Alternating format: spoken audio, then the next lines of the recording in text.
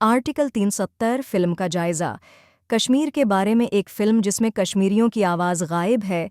मुसन्फ़ीन आदित्य धर, अर्जन धून और आदित्य सुहास जंभले हमें 2 घंटे 28 मिनट में कश्मीर और आर्टिकल 370 की कहानी सुनाने के लिए इकट्ठे हुए हैं। 2016 की कश्मीर की बदनामी के नतीजे में एक नौजवान मकामी फील्ड एजेंट जोनी हक्सार को राजेश्वरी स्वामीनाथन ने एक खफिया मिशन के लिए वज़ीर आज़म के दफ्तर से उठाया। इनका मकसद दहशतगर्दी के खिलाफ क्रैकडाउन करना और वादी में $1 बिलियन की तनाज़ा की मईशत को ख़त्म करना, क़तई तौर पर नामुमकिन काम करके बदनाम ज़माना आर्टिकल 370 को मनसूख करना, वो भी बेगनाहों के खून का एक कतरा बहाए बगैर। जियो स्टूडियोज़ का सरकारी बयान है। इस तरह से फ़िल्म का मजमूई तौर पर खुलासा होता है। डायरेक्टर आदित्य सुभाष जंभाले ने 160 मिनट तवील वजाहत की है कि हुकूमत ने आर्टिकल 370 को मनसूख करने का कदम क्यों उठाया। हुकूमत के नुक्ता नज़र को मजबूती से अपनी जगह पर रखा है, यहाँ तक कि इसी के बारे में एक पावर पॉइंट प्रेजेंटेशन भी है जिसमें कानूनी नुक्ता चीनी को उजागर किया गया है। आदित्य धर, जो इस फिल्म के प्रोड्यूसरों में से एक हैं, ने एक सियासी फिल्म के साथ एक मुनासिब एक्शन थ्रिलर से शादी की है और इस अमल में अपनी अहलिया यामी गौतम धर को एक्शन हीरो बना दिया है। वो वाकई एक अमदा अदाकारा है और उसने पानी में बतख की तरह काम किया है। वो शायद वाहिद हीरोइन है जिन्होंने फिल्मों में बंदूक अपने हाथ में रखी। उसका मौक़िफ़ कामिल है और इसी तरह इसकी हरकत भी हैं जब वो अहाता करती है और अपने हदफ की तरफ दौड़ती है। लेकिन ये सिर्फ एक्शन नहीं कर रही है जहां वो स्कोर करती है।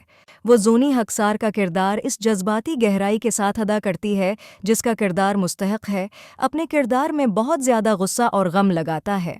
ये एक आम कश्मीरी का गुस्सा है जो तशद्दुद और बदनामी से तंग आ चुका है और ख़ुद को मज़ीद बर्दाश्त करने से कासिर है।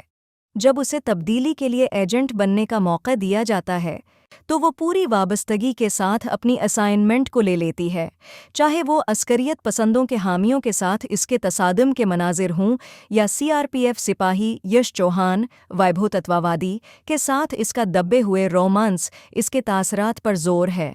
फिल्म उसके और प्रेमानी के कुंधों पर टुकी हुई है। साउथ की अदाकारा सीधे लेस वाले ब्यूरोक्रेट का किरदार अदा कर रही हैं जो अपने सियासी मालकान के मसाइल मुस्कुराहट के साथ हल करती हैं। सरख फ़ैता के साथ मामला हो या तफ्तीशी सहाफ़ियों के साथ, इसकी मुस्कुराहट कभी नहीं फसलती। उसकी राजेश्वरी स्वामीनाथन जोनी की तलवार की ढाल हैं और दोनों ख़वातीन हर मोड़ पर एक दूसरे का साथ देती हैं। ये बहुत अच्छा है कि डायरेक्टर ने 2 ख़वातीन को मरकज़ी किरदार बनाया। वो बाआसानी 2 माचो अदाकारों को किरदारों में कास्ट कर सकता था और फिल्म कुछ ऐसी बन जाती जो अल्फ़ा मिल्स की तारीफ़ करती। चूँकि 2 ख़वातीन को कास्ट किया गया है, इसलिए बयानिया पहले से तेज़-शुदा तौर पर ज़्यादा निराला हो जाता है।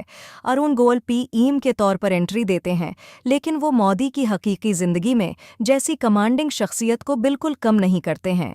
वज़ीर दाखिला का किरदार अदा करने वाली करण करमारकर का भी यही हाल है।